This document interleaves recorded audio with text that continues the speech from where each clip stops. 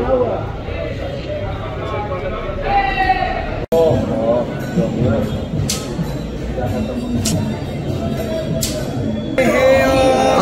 बोला, हरि हरि बोला, हरि हरि बोला।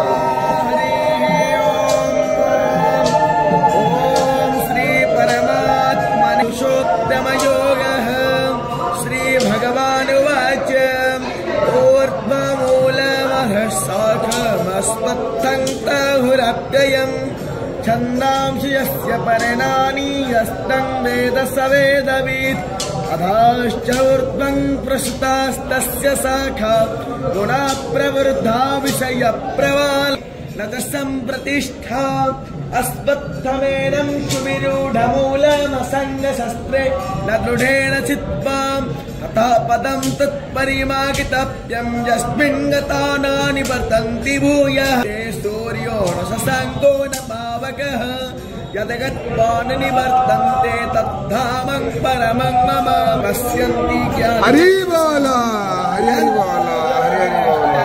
पश्यन्तात्मानवस्थितं यद्वात्मानो न पश्यन्ति चेतसः यदा रूपं गतं तेजो जगद्भासयतेऽखिलं यच्छन्द्रामसि यच्चाग्नौ तत्तेजो विद्यमामगं गावा विश्वजहोतानि धारयामि हमोजसा पुष्णामि चोषधि सर्वासो भूत्वा रसात्मकः अहं वैश्वानरो भूत्वा प्राणिनां देहमाश्रितः प्राणपानसमायुक्ता वचमन्यं चतुर्विधा सर्वाश्च जाहं हृदि सन्निविष्टो मतः स्मृतिज्ञानपपोहनं च वेदैश्चैव च क्षरस्सर्वाणि भूतानि तस्थोऽक्षर उच्यते उत्तमः पुरुषस्तन्य परमा मे तु धावतः यो लोकोत्रयमाविश्य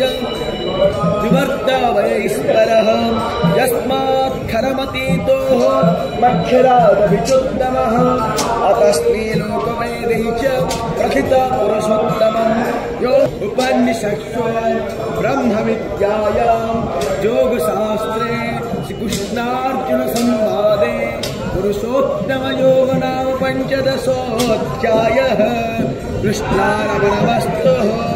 कृष्णाय वासुदेवाय हरये परमात्मने प्रणतः नमः।